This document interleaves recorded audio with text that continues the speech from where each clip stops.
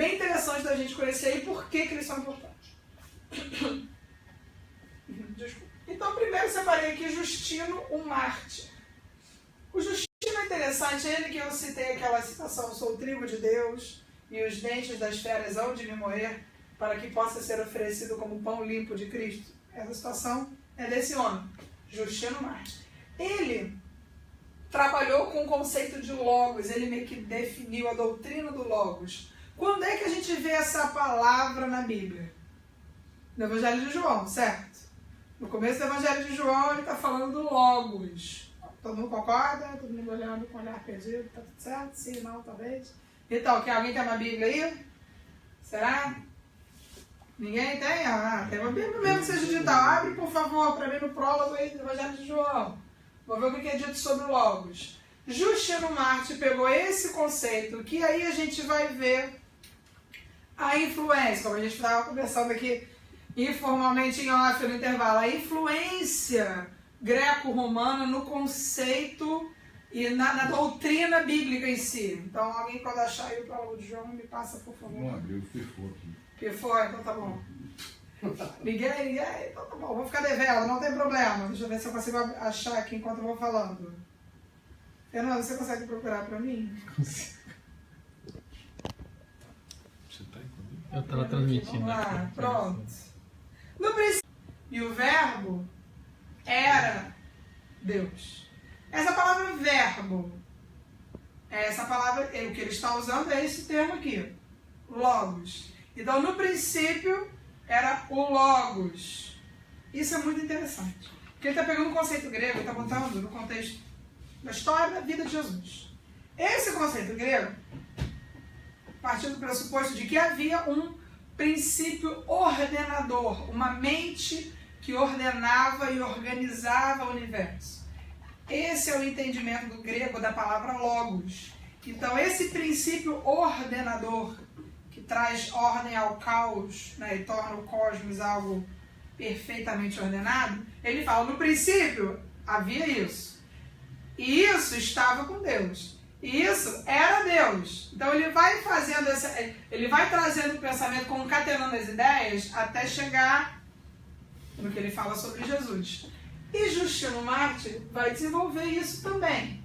E aí ele diz o seguinte, o ponto central da apologética, da defesa do discurso de Justino Mártir, era demonstrar que Jesus Cristo é o Logos, ou seja, esse princípio ordenador do universo, de tudo que existe, do qual todos os filósofos falaram. Então o Justino está falando, olha, vocês que estudam filosofia, vocês que têm essa mentalidade filosófica, que era o mais comum no contexto greco-romano, helênico, sabe o conceito de logos que vocês tanto usam? Que é essa ordem que sustenta e controla, organiza tudo? Então isso é o que os cristãos chamam de Jesus, que é a encarnação do verbo. Ele é esse princípio ordenador. E aí, por causa disso, por causa desse entendimento que ele tinha desenvolvido a partir desse uso que João faz da palavra logos, a filosofia clássica, no entendimento de Justino, ela serviu para preparar a chegada do Evangelho.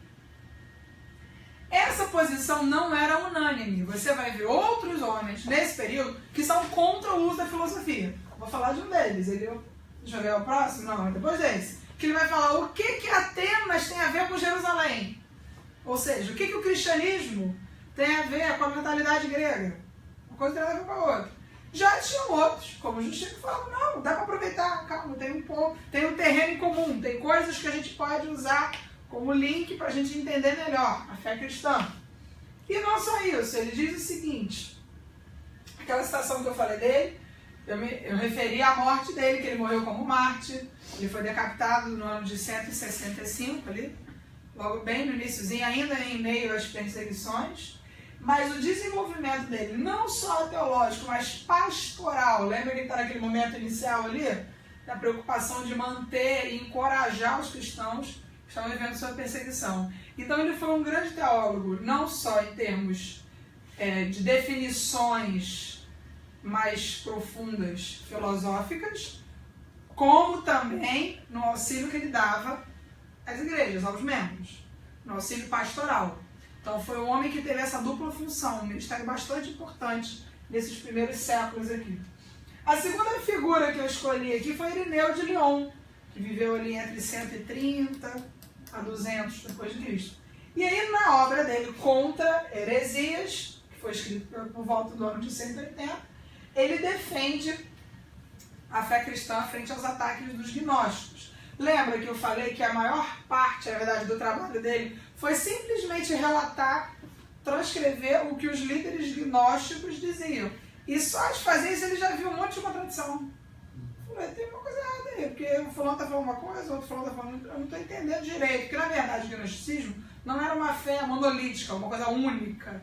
Era uma grande mistura de várias filosofias e correntes da época. Então, defendeu a fé cristã frente aos ataques do gnosticismo, conforme eu disse, um conjunto de correntes filosófico-religiosas, sincréticas, que misturavam tudo, onde a salvação era da ignorância e não do pecado. Lembra que eu falei que salvação se dava através do conhecimento? Então, o ponto principal quando se falava em salvação dentro do gnosticismo não era questão de redenção ligada à natureza pecaminosa, a prática, a vida na prática do pecado, mas sim intelectual. Tinha a ver com a salvação dessa ignorância, do desconhecimento. E mais do que isso, para eles o conhecimento não era apenas um meio de salvação, era a única real salvação. Ou seja, você não está salvo porque você crê em Cristo. Você está salvo porque, no entendimento deles, conforme a mistura proposta pelo gnosticismo, Cristo te dá acesso a um conhecimento que é importante. Não a pessoa de Cristo, mas o conhecimento que é possível através dele. Ou seja, é uma torção do entendimento da teologia cristã conforme a ortodoxia ensinar. Não só isso. Contra o gnosticismo, Irineu enfatizava a força da igreja. Isso é muito interessante. Porque ele falava que era muito importante que a igreja mantivesse a estrutura, especialmente o episcopado, ou seja, toda essa linha sucessora e aí os cargos hierárquicos que haviam dentro da igreja, as escrituras e a tradição. E aí aqui tem coisa complicada e coisa interessante. Vamos lá, quando ele defende a necessidade da igreja lutar pela manutenção dessa hierarquia, a gente vê que até hoje a igreja católica ela tem uma hierarquia muito arraigada, muito engessada, né? O modelo é praticamente, sei lá, medieval. Se teve alguma mudança, foi coisa pouca. Mas é basicamente a mesma estrutura. Quando Irineu de Lyon defende isso, ele entende que isso é uma forma de você manter a pureza da teologia. Ou seja, você estruturando com uma hierarquia onde pessoas sérias estão a cargo de definir o que é certo ou errado, práticas que condizem com o evangelho ou não, isso é uma forma de você se resguardar do erro. Então, na cabeça de Irineu de Lyon, não só essa estrutura, mas as escrituras que nós concordamos, e ele defendia a tradição também. E aí a gente vai cair nos braços de Lutero, por assim dizer. Lembra daquele problema lá terrível que chamaram Lutero para depor? Falaram, olha só, você está questionando umas coisas e você está com os ensinamentos que não estão muito católicos, não. O que Lutero falou? Você tem que me convencer pela Bíblia, pela minha consciência, que eu estou errado. Eu sei que concílios falharam, estou usando minhas palavras, tá? Lutero falou muito melhor que isso, logicamente. Eu falo muito mais bonito, né? Porque ele era demais. Concílios já falharam. A tradição da igreja falhou. Então a gente tem que ficar com as escrituras. Eu não posso ir contra a minha consciência. O cara falou isso e muito mais. Isso é interessante, porque aqui ele está questionando duas coisas. Ele está valorizando sim as escrituras. Isso é a base. Só que ele está questionando, será que a tradição católica, até Lutero todo mundo era católico, tá? Vamos lembrar disso. Então a gente aqui era católico todo mundo. Será que a tradição da igreja é 100% confiável? Por exemplo, você pode pegar lá, todo mundo presbiteriano aqui, acho que sim, né? Então você pode pegar lá o jornal Brasil Presbiteriano e as coisas que são escritas lá, ou então as decisões do Supremo Concílio e anexar no final da sua Bíblia. Depois de Apocalipse você pode juntar essas coisas como sendo divinamente inspirado. Isso tem o mesmo peso da Bíblia? Não. Só que a gente está num momento onde Irineu entende que valorizar essas coisas é uma forma de se proteger do erro. Entendeu? Neste momento da história. A gente está em 2017, ele está em 100 e pouco. Passou só um pouquinho de tempo, né? Então, ou seja, passou só algumas águas, algumas gotas d'água debaixo dessa ponte. Passou muita coisa já aconteceu nesse caminho. Então, para ele, a estrutura do episcopado aqui está muito recente. Ele não tem noção que vai virar a Igreja Católica na Idade Média. Ele não tem noção dos desmandos, do tanto de erro, do tanto de desvio das escrituras que Lutero vai ter que lutar, Calvino vai ter que lutar, John Knox, os pré-reformadores, Savonarola, John Wycliffe, John Hus. Esse povo todo vai ter que fazer tanta coisa para consertar essa estrutura. Ele está muito recente, então ele não sabe no que vai virar. Entendeu? É isso que a gente tem que entender também. Ele está defendendo uma coisa do ponto de vista que ele tem no momento histórico que ele está vivendo. Mas a coisa vai caminhando de outra maneira. As escrituras sim e a tradição também. Vamos ter cuidado. Até hoje em dia, a Igreja Católica, isso é um dos grandes pontos de diferença.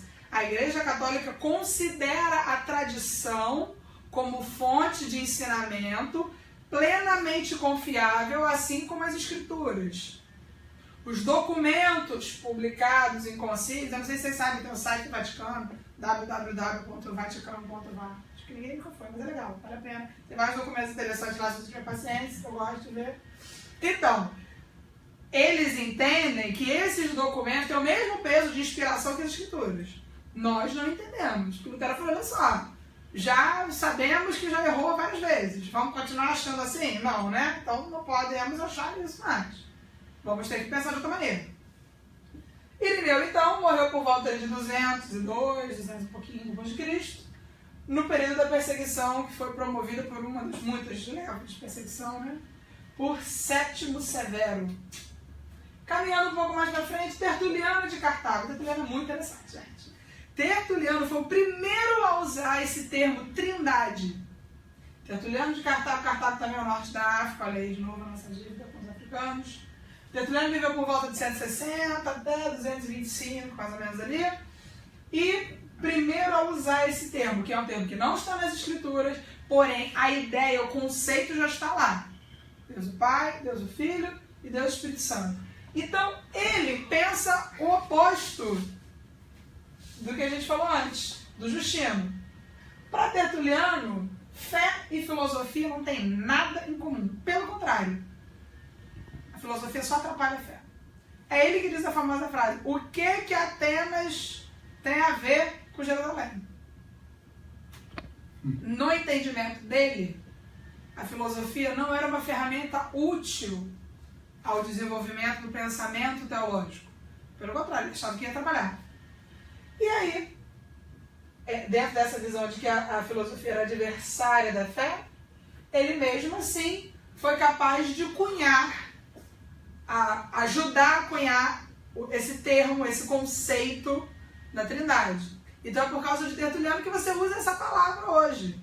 Não só por causa dele, houve alguns concílios, muitas coisas foram firmadas em cima dessa primeira estrutura que ele começou a colocar essa pedra lá nessa estrutura desse prédio. E aí ele defendeu a unidade também entre os testamentos, o Antigo e o Novo. Porque lembra, a gente está no início da história da igreja. Então o Antigo Testamento tem a ver com o judaísmo. Ah, mas então os cristãos não vão usar mais o Antigo Testamento? Só serve para os judeus? Ele está dizendo não. Porque o Novo Testamento, ele tá reforçando e comprovando muito do que foi ensinado e dito no Antigo. Então a gente precisa do Antigo e do Novo. Por isso que você, crente, hoje tem na sua Bíblia o Antigo e o Novo. Não ficou o Antigo só para os judeus e o Novo só para a gente. Eles são complementares. Você não tem como entender a abrangência, o alcance da revelação divina através de Jesus sem o Antigo Testamento. Você tem as profecias que foram cumpridas no Novo Testamento. Você tem coisas referentes à escatologia, ao fim dos tempos. Você tem coisas referentes à própria pessoa de Jesus, à igreja, noções de como se portar, como ser um bom cristão. Tem muitas coisas no Antigo que são complementares com o Novo. E ele foi um dos primeiros a dizer isso. A gente precisa ter os dois. O cristão, ele segue esses dois referenciais. No fim da vida dele, teve um episódio um pouco triste, gente. Então lá no finalzinho da vida dele ele se tornou montanista. Montano foi o líder de uma seita, de uma ramificação cristã, que eu acho que vocês vão perceber que tem as coisas parecidas hoje em dia. Montano afirmava que ele tinha o dom da profecia e que ele foi enviado por Jesus para inaugurar a era do Paráclito, do Espírito Santo. Então esse homem que dizia ter esse dom, acompanhado de duas mulheres, inclusive uma se chamava Priscila, não sou eu no caso, não acredito nisso, duas mulheres, uma chamada Priscila e outra chamada Maximila, elas afirmavam que o Espírito Santo falava através delas e dele, somente. E aí, qual foi o problema? Eles diziam que através deles estava se iniciando uma nova era da revelação, que o Espírito Santo falava só com eles e não com todo o resto. Esquece o resto da igreja, a palavra de Deus mesmo se dá através deles. E aí eles estavam dizendo que o mundo ia se acabar por aquela época e que uma Jerusalém celestial viria do céu para uma cidade da Frígia, não é isso? Isso exatamente. Tanto que o montanismo ficou conhecido como a heresia frígia, esta região, onde hoje acho que é a atual Turquia, se não me falha a memória. E aí, na mente deles, eles estavam conclamando os cristãos, o mundo vai acabar. Uma dessas muitas visões que o mundo vai acabar, né? As pessoas não cansam disso, né, gente? Sempre tem um mundo acabando em algum momento da história. Então eles foram os primeiros a mandar essa, a falar isso, e que por isso todos tinham que se juntar nessa cidade, porque o Espírito Santo só falava através deles e só usava eles. Será que isso existe hoje em dia? Gente que diz que só fala com esse, joga o resto de todas as igrejas, todos os pastores, tudo o ministério já vai falar, só aquela pessoa que está sendo usada pelo Espírito Santo. Então você vê que isso não é uma coisa nova, nós estamos em pleno século II. Hoje no 21, aqui no 2, é a mesma coisa praticamente. Então a igreja sempre teve que lidar com esse tipo de desafio. Esse movimento montanista, na verdade, foi uma volta a um tipo de profetismo. Não vou dizer profecia, porque a profecia é bíblica, existe e Deus usa. Se você é sensacionista, você resolve com o Fernando e com o seu professor de sistemática. Eu creio que existe hoje e acontece e Deus fala dessa maneira. Quando a gente fala de profetismo, é um mau uso do dom da profecia. Nesse caso, era completamente equivocado, porque dentro desse pacote que eles pregavam, eles propunham que o crente, para ser um bom crente, tinha que ser rigorosamente ascético. Ou seja, viver praticamente uma vida monástica, onde você só tem uma pedra para fazer de travesseiro, uma peça de roupa que você usa até gastar, você come o mínimo, você entendeu? É um ascetismo exagerado. Era uma das propostas. Porque isso, no entendimento dele, já preparava você para a nova Jerusalém, a nova vida no porvir. Eles exigiam uma castidade até mesmo dentro do casamento. Como assim, gente? Não sei. Enfim, você podia casar, só não podia ter relação. Mistério, né? E proibiam também a segunda núpcia, no caso de viuvez ou o que quer que seja, não podia. Morreu, acabou, é isso aí, vai ficar sozinho para sempre. Enfim. Outra coisa, instituíam um jejum rigoroso, diversas restrições alimentares. Eles negavam a absolvição aos réus de pecados graves, ou seja, mesmo que a pessoa se convertesse, se batizasse, professasse arrependimento dessa, se o pecado não tem perdão, eles eram muito rigorosos. Você acha que o Espírito Santo vai falar de forma profética, reforçando essas coisas? Pensa nas Escrituras, em que momento você vê isso? Mas enfim, isso aconteceu. As mulheres eram obrigadas a usar o véu. Os fiéis não podiam fugir à perseguição, ou seja, deviam se entregar quando, em algum momento, se viesse atrás, tinha que se entregar aos outros, tinha que se voluntariamente se oferecer ao martírio. Logicamente que eles viviam separados da igreja, né? Falando esse movimento. E é interessante porque eles se denominavam pneumáticos, ou seja, inspirados pelo Espírito. E eles achavam que o resto da igreja, todos os outros, eram cristãos racionalistas ou psíquicos, ou seja, só entendiam a fé com a razão, mas eles entendiam de forma completa. Então, Tertuliano, infelizmente, no fim da vida dele, se juntou a esse movimento, se tornou muito radical nas suas posições, inclusive até bem herético, porque a gente vê coisas aqui que não são contrárias às Escrituras, mas, de forma geral, ele teve uma participação bem interessante, teologicamente falando, especialmente